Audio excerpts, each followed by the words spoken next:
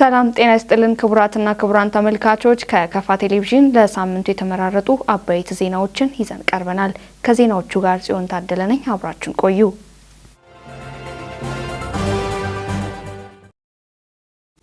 ወደ ቀዳሚ ዜና አለፍን።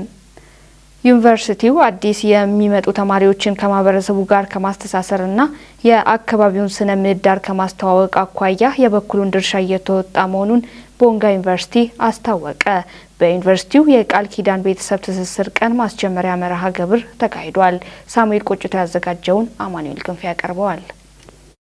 ሀገራችን ኢትዮጵያ በርካታ ባህል፣ ቋንቋ፣ ወግና እሴት ያላት ሀገር ስትሆን ብሔር ብሔረሰቦቿ ተከባብረውና ተቻችለው የሚኖሩባት ጭምርም ናት። ታዲያ ይህንን ወግና ባህል በአንድነትና በህብረት አጠናክሮ ማስቀጠል የሚያስችል ተግባር በሀገሪቱ በሚገኙ ሁሉም ዩኒቨርሲቲዎች ላይ የተለያዩ ባህልና ቋንቋ ያላቸውን ተማሪዎች ከማህበረሰቡ ጋር ለማስተሳሰር ሰፊ ስራዎች የተከናወኑ ሲሆን ቦንጋ ዩኒቨርሲቲም የቤተሰብ ትስስር መርሃ ግብር አካሂዷል። በመርሃ ግብሩ የተገኙት ወላጆችና ተማሪዎች በሰጡት አስተያየት ዩኒቨርሲቲው ከመማር ማስተማር ስራ በተጨማሪ ተማሪዎችን ከማህበረሰብ ጋር ለማስተሳሰር የሚያደርገው ጥረት የሚበረታታ መሆኑን ተናግረዋል።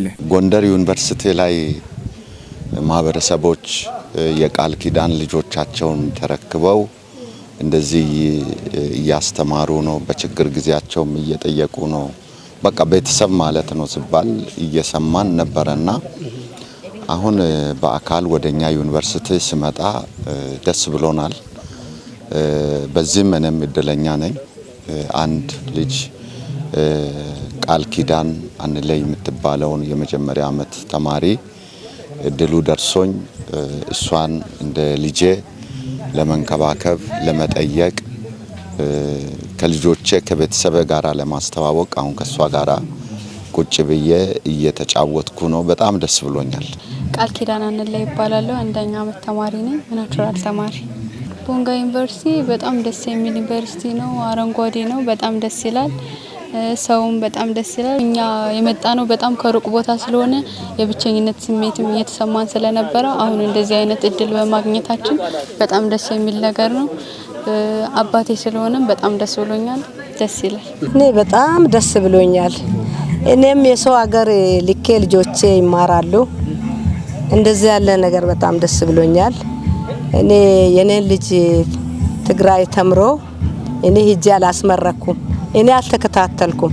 ትግራይ ያሉ ሰዎች ናቸው ሁሉ ነገር ዝግጅት አዘጋጅተው ሁሉ ነገር አድርገው ልጃቸውን ይዘው አበባ ይዘው ከነምስቱ ያስመረቀ ትግራይ ሰው ነው።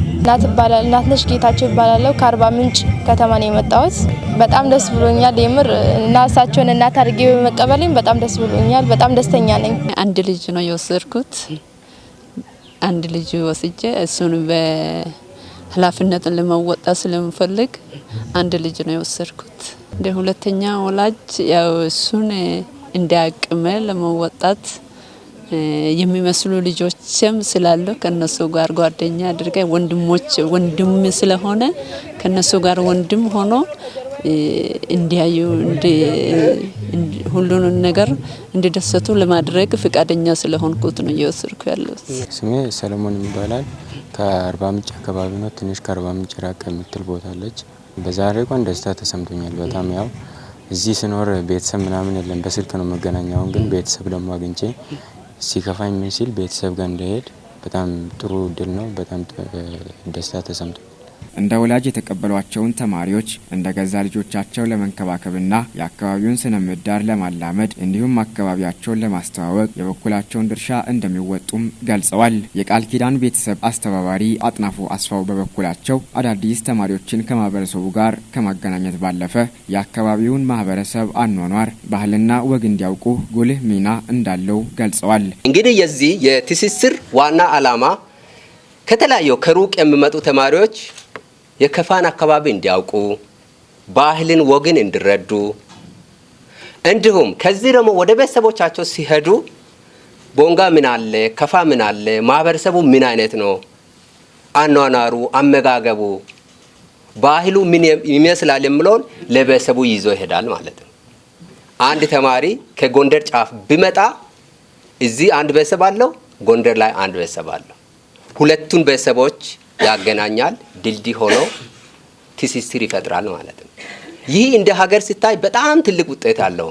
የአካባቢው ማህበረሰብ አዳዲስ የሚመጡ ተማሪዎችንና እንግዶችን እንደ ቤተሰብ ከመምከርና ከማስተማር ረገድ የበኩላቸውን ድርሻ እንዲወጡ አሳስቧል። በመርሃ ግብሩ ንግግር ያደረጉት የቦንጋ ዩኒቨርሲቲ አካዳሚክ ምክትል ፕሬዝዳንት ዶክተር ከለለው አዲሱ ዩኒቨርሲቲዎች የብዙ ብሔር ብሔረሰቦችና ህዝቦች ባህልና ወግ የያዘ ትውልድ የሚገኝበት በመሆኑ ሰላምና አንድነትን እንዲሁም ወንድማማችነትን ለማጠናከር አይነተኛ ሚና እንዳላቸው ገልጸው ተማሪዎች የብቸኝነትና የባይተዋርነት ስሜት እንዳይሰማቸው የማድረግ ስራ እንደ ሀገር እየተሰራ መሆኑን አስረድተዋል። ዩኒቨርሲቲ ማለት ሁላችንም እንደምንረዳው ትንሽ ኢትዮጵያ ማለት ነው። በዩኒቨርሲቲዎች ውስጥ ከየትኛውም የኢትዮጵያ ክፍል ከሰሜን፣ ከደቡብ፣ ከምስራቅ ከየትኛውም የኢትዮጵያ ጫፍ የመጡ ተማሪዎች በጋራ ተገናኝተው የሚኖሩበት ቦታ ነው። ወደ ዩኒቨርሲቲው ተመድበው የሚገቡ ተማሪዎች ገና በአፍላ እድሜ ላይ የሚገኙና ከቤተሰብ ቁጥጥር ውስጥ ከነበሩበት ህይወት ወጥተው የሚመጡ በመሆኑ በሚሄዱበት አካባቢ የተለየ ክትትልና ድጋፍ ያስፈልጋቸዋል። በተለይም የባይተዋርነት፣ ብቸኝነት እና እንግድነት ስሜት ሳይፈጠርባቸው በትምህርታቸው ውጤታማ ሆነው እንዲወጡ የሚደረግ ስራ መሰራት ይኖርበታል የሚለው እሳቤ በሀገር ደረጃ ተይዞ እየተሰራ ይገኛል።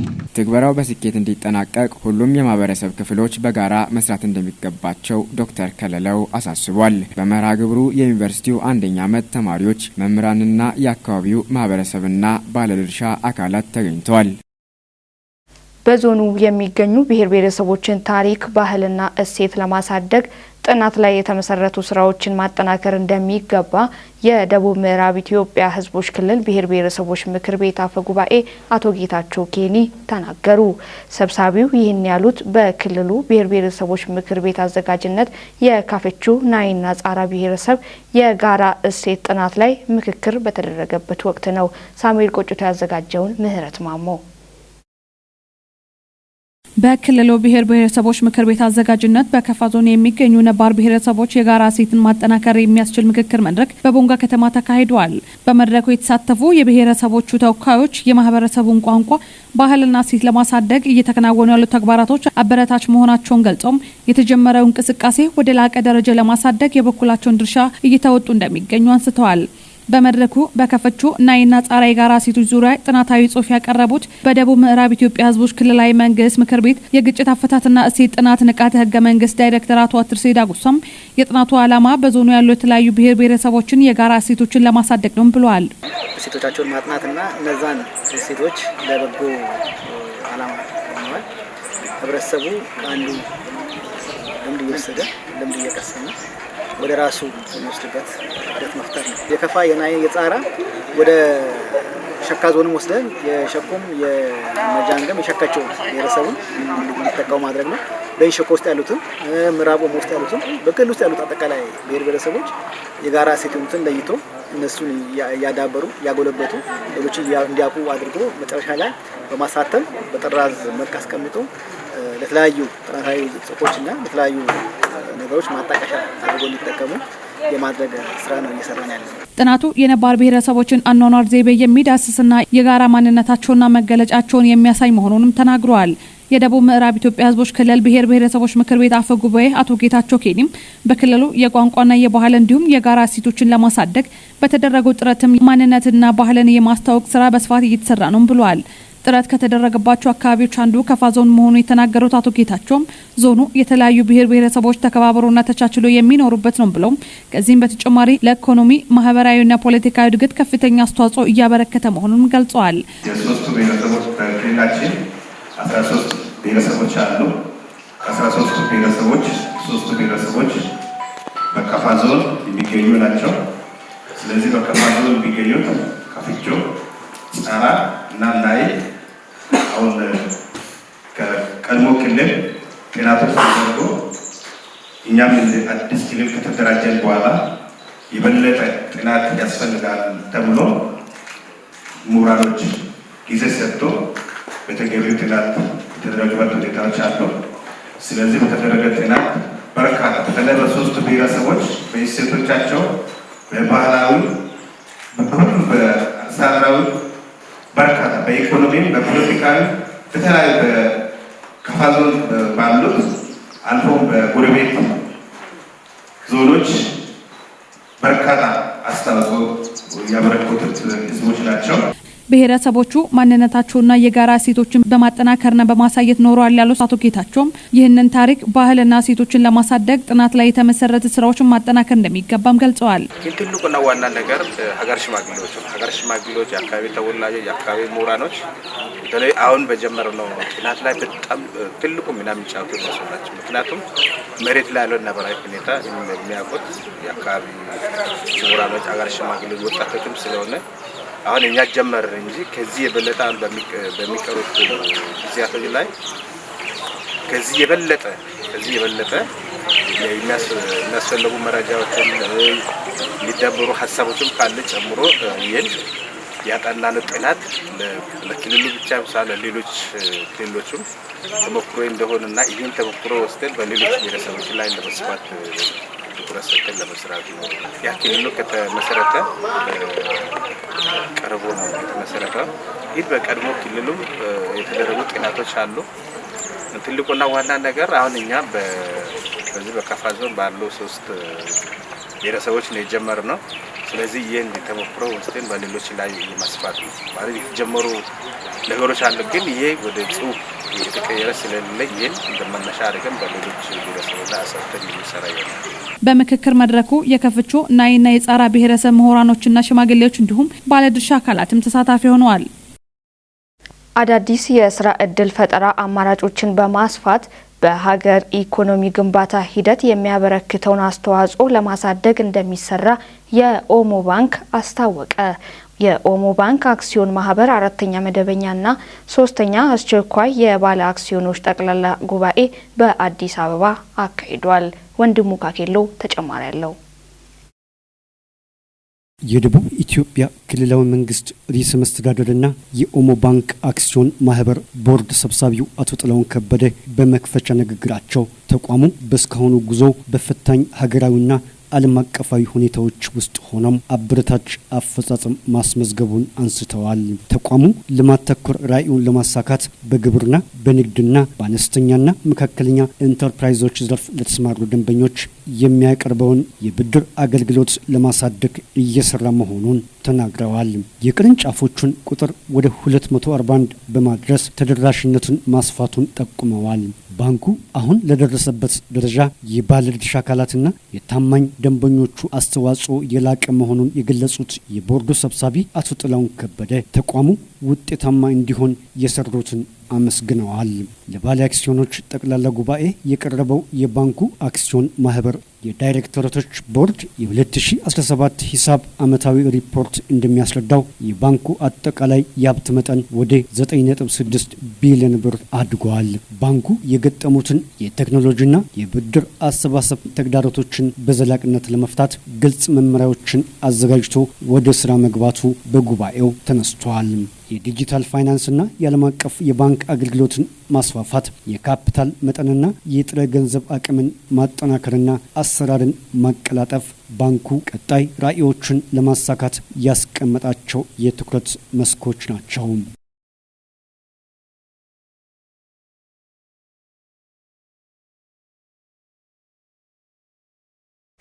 በከፋ ዞን የሚገኙ ታሪካዊ ቅርሶችና እምቅ የተፈጥሮ ሀብቶች ተጠብቀው እንዲቆዩ እንዲለሙና ለዓለም ለማስተዋወቅ በሚቻልበት ሁኔታ ላይ መስራት እንደሚገባ ተገለጸ።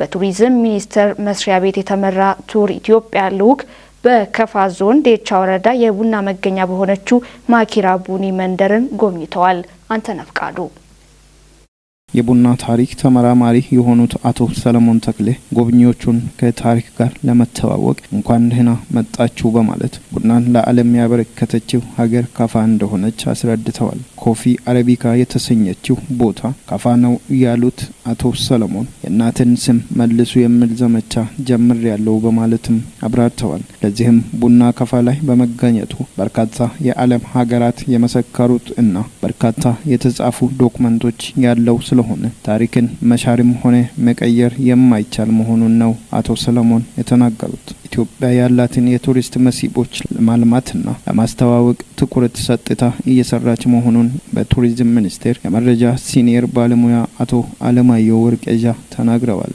ለቱሪዝም ዘርፍ በተሰጠው ትኩረት የገቢ ምንጭ እና የስራ ዕድል ፈጠራ እንዲሆን ለማድረግ የተሰራ መሆኑንም ጠቅሰዋል። በሀገራችን የቡና መስመር ተብሎ ከተለያዩ አካባቢዎች አንዱ ከፋ መሆኑን ጠቅሰው በዞኑ ያለው የቡና ሀብት የቱሪስት መስህብ እንደሆነም አስረድተዋል። በዞኑ ያለው እምቅ የተፈጥሮና ታሪካዊ ሀብቶችና ጸጋዎች በዓለም በማስተዋወቅ የገቢ ምንጭና የስራ ዕድል ፈጠራ መስክ ማድረግ ያስፈልጋል ብለዋል። ከልኡኩ አንዱ የሆኑት የቱሪዝም ጋዜጠኛ አቶ ዘሪሁን ግርማ በበኩላቸው ኢትዮጵያ ምድረ ቀደምት ሆና እንድትታወቅ ካደረጋት ሀብቶች አንዱ ቡና መሆኑን ጠቅሰዋል። የከፋን ቡና ቱሪዝም ለማሳደግ ከፍተኛ ምርታማነት አቅም አለው ያሉትን ጋዜጠኛው ያለውን አቅም በማልማትና በማስተዋወቅ ተጠቃሚ መሆን ያስፈልጋል ብለዋል። በከፋ ዞን ዴቻ ወረዳ ማኪራ ቀበሌ ቡኒ መንደር የሚገኘውን የተፈጥሮ ጫካ ቡና በማየታቸው እድለኛ መሆናቸውንም አንስተዋል።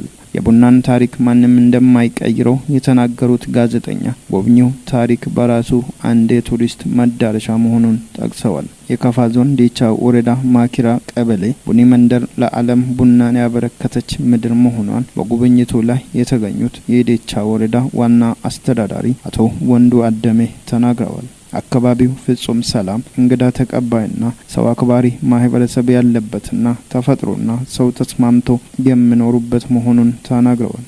ጎብኚዎች የተመለከቷቸውን ተፈጥሯዊና ሰው ሰራሽ መስህቦች ለዓለም በማስተዋወቅ ኃላፊነታቸውን እንዲወጡም ጠይቀዋል። በዞኑ ከ138 በላይ የቱሪስት መዳረሻዎች በመለየት የማልማትና የመንከባከብ ስራ መጀመሩን የከፋ ዞን ባህል ቱሪዝምና ስፖርት መምሪያ ኃላፊ ወይዘሮ ታሪኳ ታከለ ተናግረዋል። የተፈጥሮ ጫካ ቡና ከማኪራ ቡኒ ጀምሮ በዞኑ አብዛኛው አካባቢዎች ላይ እንዳለም ተናግረው ይኸውም የሰው እጅ ንክኪ ያልታከለበት መሆኑን ጠቅሰዋል። በቱር ኢትዮጵያ ጉብኝት ላይ የቱሪዝም ሚኒስቴር ባለሙያዎች፣ አስጎብኚ ድርጅቶች፣ የቱሪዝም ማህበራት ተወካዮችና በቱሪዝም ዘርፍ የሚሰሩ ጋዜጠኞች ተሳትፈዋል። በተያያዘ ዜና በኢፌዴሪ ቱሪዝም ሚኒስቴር መስሪያ ቤት የተመራ ልዑክ የቦንጋ ብሔራዊ ቡና ሙዚየምን ጎብኝቷል። ከፋ የቡና መገኛ ብቻ ሳትሆን የቡና ልማት ግብይትና ምርምር ማዕከል ለማድረግ እየሰራ መሆኑ ተገልጿል። አሁንም አንተነህ ፍቃዱ ተጨማሪውን ይዟል። ሙዚየሙን በጎበኙት ጊዜ ናቡ ኢትዮጵያ ፕሮጀክት የደቡብ ምዕራብ ሪጅን ዋና ዳይሬክተር አቶ አሳየ አለማየሁ ባደረጉት ንግግር ከፋ ቡናን ለዓለም ያበረከተች ባለ ታሪክና ባለጸጋ ምድር መሆኗን አንስተዋል። ማህበረሰቡ የቆየ የደን አጠባበቅ ባህል ያለውና ከደን ጋር ተግባብቶ የሚኖር መሆኑንም አስረድተዋል። የቦንጋ ብሔራዊ ቡና ሙዚየም ዳይሬክተር መምህር ተሻገር ታደሰ በበኩላቸው ከፋ የቡና መገኛ ብቻ ሳትሆን የቱሪስት መዳረሻ ሊሆኑ የሚችሉ እምቅ ጸጋዎች ባለቤት መሆኗንም አብራርተዋል። መምህር ተሻገር አክለው የቦንጋ ብሔራዊ የቡና ሙዚየም የሀገሪቱ የቀድሞ ርዕሰ ብሔር ፕሬዝዳንት ግርማ ወልደ ጊዮርጊስ ሰኔ 21 ቀን 1990 ዓመተ ምህረት ቦንጋ ከተማ በመገኘት የመሰረት ድንጋይ እንዳስቀመጡም አንስተዋል። በቀድሞ ጠቅላይ ሚኒስትር ኃይለ ማርያም ደሳለኝ ሚያዝያ 6 2017 ዓመተ ምህረት የተመረቀው የቦንጋ ብሔራዊ ቡና ሙዚየም በተለያዩ ምክንያቶች የህዝቡ የመልካም አስተዳደር ጥያቄ ሆኖ መቆየቱን በጉብኝቱ ወቅት ተነስተዋል። የከፋ ዞን ዋና አፈ ጉባኤ ወይዘሮ አሚናት ሀሰን ከፋ ታይተው የማይጠገቡ የቱሪስት መዳረሻዎች እንደሚገኙባት ገልጸዋል። ጉብኝቱ ላይ የከፋ ንጉስ ኮላዎቾቺ ግርማ ኪዳኔ እና ምክረቾ አባላት፣ የቦንጋ ዩኒቨርሲቲ ከፍተኛ አመራሮች፣ የከፋ ዞን ባህል ቱሪዝም እና ስፖርት መምሪያ ኃላፊ ወይዘሮ ታሪኳ ታከለን ጨምሮ የዞኑ ከፍተኛ አመራሮችና ባለድርሻ አካላት ተገኝተዋል። የደቡብ ምዕራብ ኢትዮጵያ ሕዝቦች ክልል የሙስሊም ወጣቶች ካውንስል ይፋዊ የምስረታ ስነ ስርዓት በቦንጋ ከተማ ተካሄደ። ሙስሊሙ ወጣት ለሀገር ልማትና ሰላም የበኩሉን እንዲወጣ ጥሪ ቀርቧል። ናስር ተማም ያዘጋጀውን ምህረት ማሞት አቀርባለች።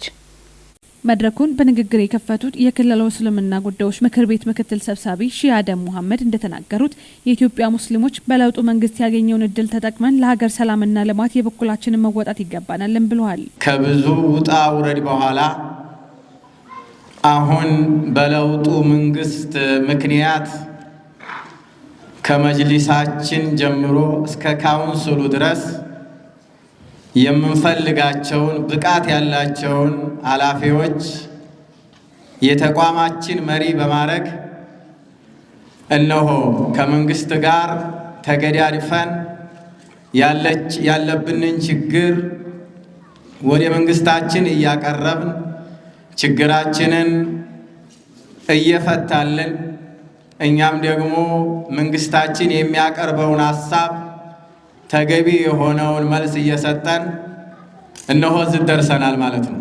በመድረኩ ላይ በክብር እንግዳነት የተገኙት የከፋ ዞን ብልጽግና ፓርቲ ረዳት መንግስት ተጠሪ አቶ ታከለ ታምሩ በበኩላቸው የሚከተለው መልእክት አስተላልፈዋል። አስተዋጽኦ በተለይ ወጣቶች ነው ዛሬ የተደራጁ የምን ነገር ስለሰማው ሀገር በእናንተ እጅ ናትና ይሄን እድል በአግባቡ መጠቀም መቻል አለባችሁ። ይሄ ማለት ምን ማለት ነው? የሙስሊም አባቶች እዚህ ያየው ነው ያሉት ጥረው ግረው ዛን ጊዜ ለንግድ በማይመችበት ሰዓት ለጉዞ በማይመችበት ሰዓት በእግር ረጅም ጊዜ መታስተዋውሱ ከሆነ ከቶንጎላ ተነስቶ እስከ ወደ ምጽዋ ድረስ የዚህ የሙስሊም ወንድሞቻችን ለንግድ ሲንቀሳቀሱ ነበር። እንግዲህ በኢትዮጵያ ታሪክም የተመዘገበ ከዚህ ተነስቶ አዲስ አበባን አቋርጦ እስከ ወደብ ድረስ ወደ ምጽዋ ድረስ እስከ ዜላ ድረስ እንደዚሁም በምዕራብ በሰሜን የተንቀሳቀሰ ከፍተኛ የሆነ ንግድ እንቅስቃሴ ሲያደርግ የነበረበት ታሪካዊ ቦታ ነው ከፋ። የክልሉ ሰላምና ጸጥታ ቢሮ ምክትል ኃላፊ አቶ ምትኩ ታምሩም ሃይማኖቶች የሰላም የሀገራዊ አንድነትና የመቻቻል እሴት ያላቸው መሆኑን ገልጸው የሚከተለውን ብለውናል። ሃይማኖቶች ሁሉ ምንም እንኳን የተለያዩ አስተምሮ ቢኖራቸው ከሁሉም ውስጥ የሚወጡ ለሁሉም የሰው ልጆች የሚጠቅሙ የጋራ እሴቶች አሏቸው። ሁሉም የሃይማኖት መሪዎችና ተቋማት እንደሚያምኑትና እንደሚግባቡበት ከሆነ ሃይማኖት ወይም እምነት ከፈጣሪ ለሰው ልጆች የተሰጠ መለኮታዊ መመሪያን መሰረት ያደረገና የሰው ልጆች ከስሜታቸው ይልቅ ለመንፈሳዊ ህይወታቸው ተገዢ ሆነው መልካምና በጎ ነገሮችን እንዲፈጽሙ የሚያስተምር መንፈሳዊ ተቋም ነው። በዚህ ዙሪያ ላይ ያነጋገርናቸው የመድረኩ ተሳታፊዎች የሙስሊም ወጣቶች ካውንስል በክልል ደረጃ በመመስረቱ ከፍተኛ ደስታ እንደተሰማቸው ተናግረዋል። ደስ የሚል ስሜት ነው አሁን የሚሰማኝ። ምክንያቱም ያው ያለፍናቸው ትሬንዶች በጣም ብዙ አስቸጋሪ የሆኑ ነገሮችን አልፈናል። ሀገራችን ኢትዮጵያ ብሎም ምስራቅ አፍሪካ ላይ አለን የምንለው ወጣት ኃይል ተበታትኖ ያለውን ኃይል ሪሶርስ መጠቀም ያልቻልንበት ሁኔታ ነው ያለፈው። አሁን ላይ ግን ዛሬ ላይ ይሄን ወደ አሶሲዬሽን ወደ ማደራጀቱ ወደ ማስተባበሩ ያለውን አቅም ለመጠቀም የተሰጠው ትኩረት እጅግ በጣም ይበል የሚያሰኝ ነውና እጅግ በጣም ደስ ብሎኛል። ጥሩ ነው። በመጨረሻም የክልሉ እስልምና ጉዳዮች ከፍተኛ ምክር ቤት ጸሐፊ ሀጂ ናስር ግዲም የሚከተለውን አስተያየት ሰጥተውናል። አላህን ማመሰግን ፈልጋለሁ መጀመሪያ። ሁለተኛ የዚህ ብልጽግና መንግስት ይህን እድል በራሳችን እምነት በራሳችን መፍት እንድንጠቀም የፈቀደልን መንግስትን ማመሰግን ፈልጋለሁ። ወደ ርዕሱ ስመጣ ምንድነው ዛሬ ለኔ ሁለተኛ ትልቅ ደስታ ቀን ነው። አንደኛው ሙስሊሙ የራሱን ኃላፊ የራሱን መጅሊስ በራሱ መፍት ህዝቡ በፍላጎት እንዲመርጥ በምርጫ እንዲሆን ምርጫው በመስጊዳችን እንዲሆን ያደረገው አንደኛ ደስታዬ ነው። ሁለተኛ ደግሞ ሙስሊም ወጣት በራሱ በተቋሙ ተደራጅቶ አንደኛ ለሃይማኖቱ ሁለተኛ ለሀገሩ ያለው አስተዋጽኦ ከጎኑ ከመንግስት ጋር እንዲሆንና የተለያዩ ችግር ፈቲ ነገሮችን ፕሮጀክቶችን እንዲቀርጽ ያመቻቸበት ትልቁ ቀን ነው ዛሬ። የጉባ ብስራቶች የመደመር መንግስት ትሩፋቶች በሚል መርህ ቃል በወቅታዊ ሀገራዊና አካባቢያዊ ጉዳዮች ላይ በከፋ ዞን ሺሾንዴ ከተማ አስተዳደር ህዝባዊ የውይይት መድረክ ተካሂዷል። ህዝባዊ ውይይቱ በመንግስትና በፓርቲ መሪነት የተከናወኑ ተግባራትና የተመዘገቡ ውጤቶችን ይበልጥ ለማጠናከርና ቀጣይ በከተማው ለሚከናወኑ ተግባራት ጠቃሚ ግብአት ማግኘትን ያለመ መሆኑም ተገልጿል። ታምራት አይነ ያዘጋጀውን ብሩክታዊት ብርሃኑ ታቀርበዋለች። የሚለኩሱ ይሆናሉ።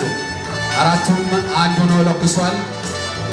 የከተማ አስተዳደሩ ከንቲባ አቶ ሀብታሙ ገብረ ኢየሱስ የእንኳን ደህና መጣችሁ መልእክት ባስተላለፉበት ወቅት እንደተናገሩት ብልጽግና ፓርቲ ሀገርን መምራት ከጀመረ ወዲህ እንደ ሀገርና አካባቢ በርካታ ውጤቶች እየተመዘገቡ ይገኛል ብለዋል። ከተማ አስተዳደሩ የብልጽግና ትሩፋት መሆኑንም በመጠቆም ፓርቲው ከተደራጀ በኋላ የህዝቡን ፍላጎት መሰረት በማድረግ የብዙ ዓመት ጥያቄ የብዙ ሰዎች ጭንቀትን በቅርበት እንድንገለገል ምላሽ የሰጠ ፓርቲ የትሩፋቱ ዋናው መገለጫ የሆነን እኛ በሽሽንዳ ከተማ አስተዳደር ስለ ትሩፋቱ ልናወራ ዛሬ በዚህ ልክ ስንገናኝ ታላቅ ምስጋና ይሰማናል።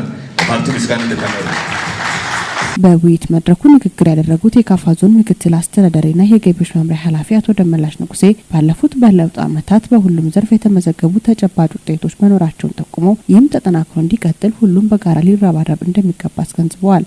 ከተማችን የቅርብ ጊዜ በህዝብ ጥያቄ የተመሰረተ ከተማ እንደመሆኑ መጠን ፓርቲያችን ምንኛ ለሰው ቦታ እንደሚሰጥ ለህዝብ ጥያቄ ቦታ እንደሚሰጥ ይሄን ወስዶ ለሽሽንዳ ህዝብ መምከር ለቀባሪ መርዳት እንደመሆኑ መጠን እናንተም ስለምታውቁ ይሄን የምንመሰክርበት መድረክ እንደመሆኑ መጠን ይሄን በጋራ ወስደን እንሰራለን የሚል ሀሳብ ነው አለን። ከዛ ውጪ ባለፉት ጊዜያት ከኢኮኖሚም አንጻር ሀገራችን ለረጅም ጊዜ መልማት የምትችል ፖቴንሻል ያላት አቅም ያላት ሰፊ ህዝብ ያላት ግን ደግሞ ህዝብን የሚመጥን ስራ እምብዛም ያልተሰራበት እንደመሆኑ መጠን ከልመና ያልተላቀቅንበት ጊዜያት ነው ያሳለፍነው። ፓርቲያችን ብልጽግና ከልመና መውጣት አለብን። ሀገራችን ገናና ታሪክ ያላት ናት። በርካታ ሊለማ የሚችል መሬት ያለ ነው። በርካታ ወጣቶች አሉ። ህዝብ ደግሞ በጣም ሩህሩህ ቱባ ባህል ያለ ለልመና እጅ መዘርጋት የለበትም ከሚል አንጻር ከስንዴ ልመና የወጣንበት ማግስት ላይ የምናካሄድበት ውይይት ነው። የደቡብ ምዕራብ ኢትዮጵያ ህዝቦች ክልላዊ መንግስት ፕላንና ልማት ቢሮ ኃላፊ ወይዘሮ ወሰነች ቶማስ በበኩላቸው ባለፉት ጊዜያት በመደመር መንግስት በርካታ ስኬቶች ተመዝግበዋል ብለዋል። ህዝባዊ ውይይቱ በመንግስትና በፓርቲ መሪነት የተከናወኑ ተግባራትና የተመዘገቡ ውጤቶችን ይበልጥ ለማጠናከርና ቀጣይ በከተማ ለሚከናወኑ ተግባራት ጠቃሚ ግብዓት ለማግኘት ወሳኝ መሆኑን አመላክተዋል። መደመር መንግስት ትኩረት በማድረግ በአጭር ጊዜ ውስጥ ያሳካና በዛም አይሳካም ተብሎ ሲታሰብ ሲተረም በፍጹም ሊሳካ አይችልም በኢትዮጵያ አቅም ሲባል የነበረውን ትልቁን የህዳሴ ግድብ ባሳካበት ማግስት ላይ ከህዳሴ ግድብ እጥፍ 6 እጥፍ በሚብልቅ ወይም በ30 ቢሊዮን በላይ ዶላር በላይ በሚፈጅ ገንዘብ ቀጣይ ደግሞ ለህዝብ ከዚህ የተሻለ ስራዎችን ለመስራት እዛው ላይ ብስራት ያደረገበት ወቅት ይሄን ብስራት ተከትለው ማብሰር ብቻም ሳይሆን ወደ ተጨባጭ ተግባር የገባበትንና ይሄንንም ደግሞ ለህዝብ ያሳወቀበት እንደሆነ እየተከናወኑ ያሉት በተለይም የማዳበሪያ ፋብሪካ የመገንባት የጋዝ ምርት የማውጣት ከተማን ለኑሮ ምቹ እንዲሆን ለህዝብ ምቹ እንዲሆን የቤት ልማት ስራዎችን በማዘጋጀት ህዝቡ ተጠቃሚ የሚሆንበትና ከዚህ ጋር የተያያዙ በርካታ በተለይ ኢትዮጵያ ሀገር እንደ ሀገር ልቃ የምትታይበት በኢኮኖሚ በማህበራዊ በፖለቲካዊ አሳታፊ የሆነ ልቃ የምትታይበት በአፍሪካ መሪ የምትሆንበት ብስራቶችን የተበሰረና ይሄም አሁን በትኩረት እየተሰራ እየተፈጸመ ያለበት ይሄም በመንግስት ብቻ ሳይሆን የመደመር መንግስት ትልቁ ትኩረት ሆኖ ነገር ግን ደግሞ ህዝቡ እስከ ታችኛው ድረስ ትኩረት በማድረግ እየፈጸመ ያለበትን አጠቃላይ ሁኔታዎችን ህዝቡ በመረዳት ለቀጣዩ ስኬት ትኩረት የሚሰጥበትና እንዲሁም ከዚህ ቀደም በዚህ በተለያዩ ጊዜያት ከዚህ ከተማም እንደ አጠቃላይ እንደ ሀገርም የህዝብ መድረኮች ተደርጓል። በዚህ በተደረጉ የህዝብ ውይይቶች በማህበራዊ ኢኮኖሚያዊ ጉዳዮች ላይ የተነሱ በህዝብ ውስጥ የተነሱ እዚህ ከተማም የተነሱ ጥያቄዎች አሉ፣ ቅሬታዎች አሉ። ይሄ ይመለስልን፣ ይሄ ይፈታልን፣ ይሄኛው ይስተካከልልን ብሎ ለመንግስት ያቀረበው አለ።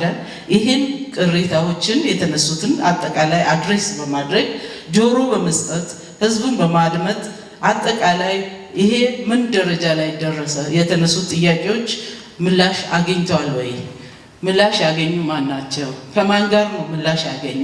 የህዝቡ ተሳትፎ በምላሹ ምን ነበረ?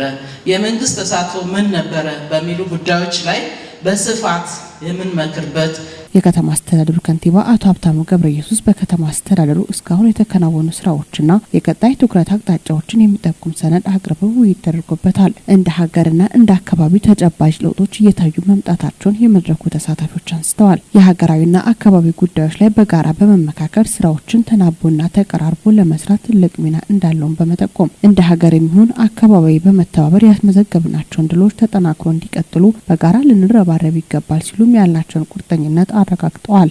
ከሽንዳ ከተማ ከሽሾንዳ ወረዳ ህዝብ በላይ መስካሪ የለም። ግድም ብዙዎቹ አስቀምጦታል። የዚህ አካባቢ የህዝብ ጥያቄ ምን ነበረ? የመልማት ጥያቄ፣ የእኩል የተጠቃሚነት ጥያቄ፣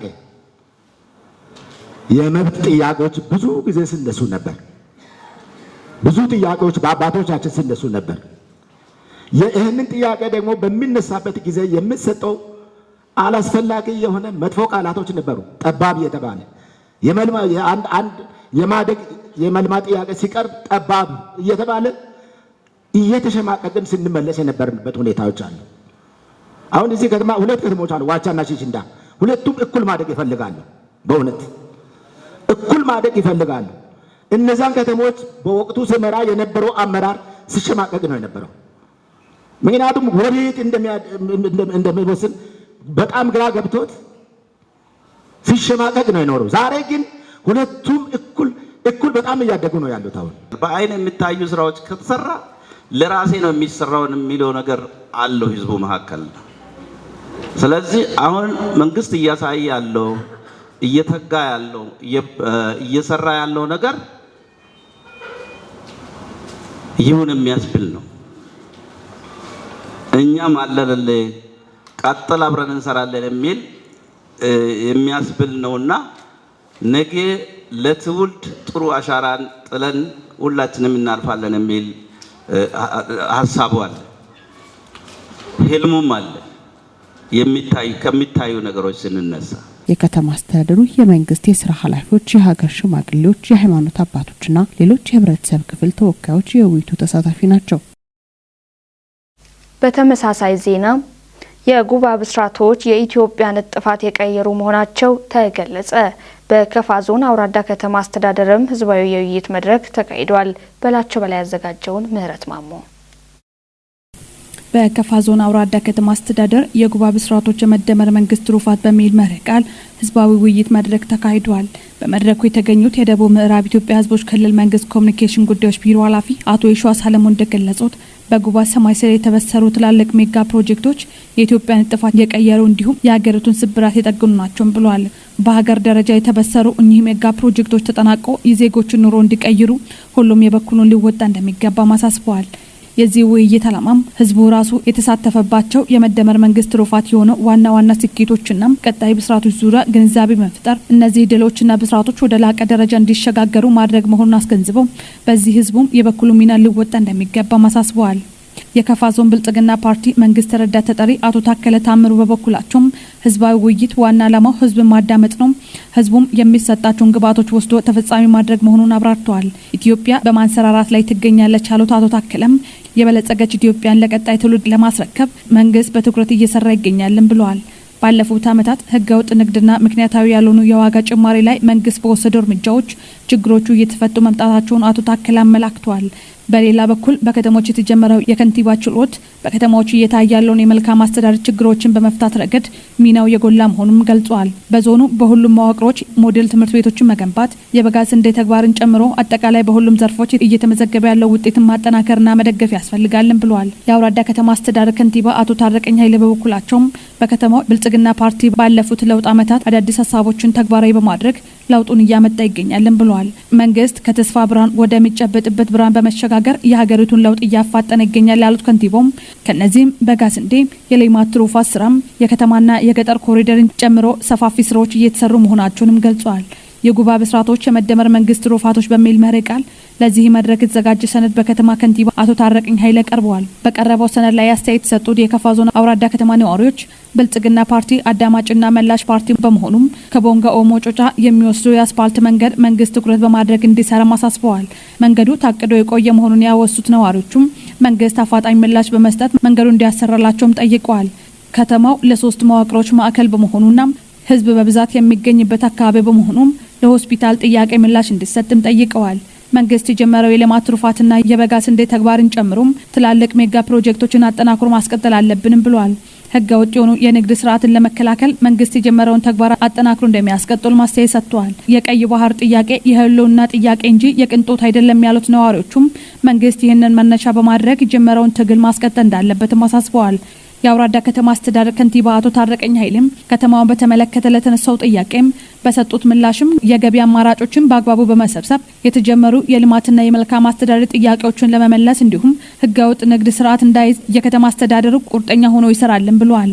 የቤተሰብ ብልጽግናን ለማረጋገጥ ፓርቲው የጀመራቸውን ስራዎች ያጠናክራል ያሉት የከፋ ዞን ብልጽግና ፓርቲ መንግስት ረዳት ተጠሪ አቶ ታከለ ታምሩም በተለይ የልማት ትሩፋት ተግባርን ከነኛው ዋነኛ መፍትሄ መሆኑን ገልጸዋል። ከሆስፒታል ጋር ተያይዞ ለተነሳው ጥያቄ በከተማው ባለው ጤና ጣቢያ ኦአር ወይም ቀዶ ጥገናና ሌሎች አገልግሎቶችን ማሳለጥ የሚችል ጉዳዮች ላይ ይሰራል ነው ያሉት አቶ ታከለም ከመንገድ ጋርም የጥገና ስራዎች በትኩረት ይሰራልን ብለዋል። የውይይቱ ዋና ዓላማ ህዝብን ማዳመጥ ነው።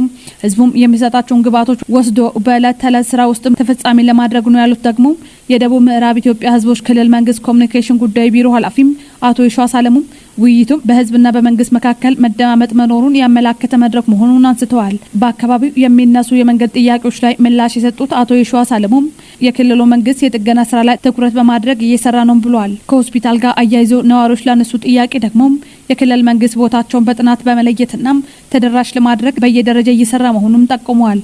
በመድረኩ የአውራዳ ከተማ አስተዳደር ብልጽግና ፓርቲ መንግስት ዋና ተጠሪ አቶ ፍቅሬ መለስን ጨምሮ የከተማ አስተዳደሩ ስራ አስፈጻሚዎችና የተለያዩ የህብረተሰብ ክፍሎች ተገኝተዋል። ክቡራትና ክቡራን ተመልካቾች ከከፋ ቴሌቪዥን ለሳምንቱ የተመራረጡ አባይት ዜናዎችን በዚሁ ቋጨን። ከዜናዎቹ ጋር ጽዮን ታደለ ቆይታ አደረኩ። ቀሪ የከፋ ቴሌቪዥን መሰናዶች ይቀጥላሉ። በያላችሁበት መልካም ጊዜ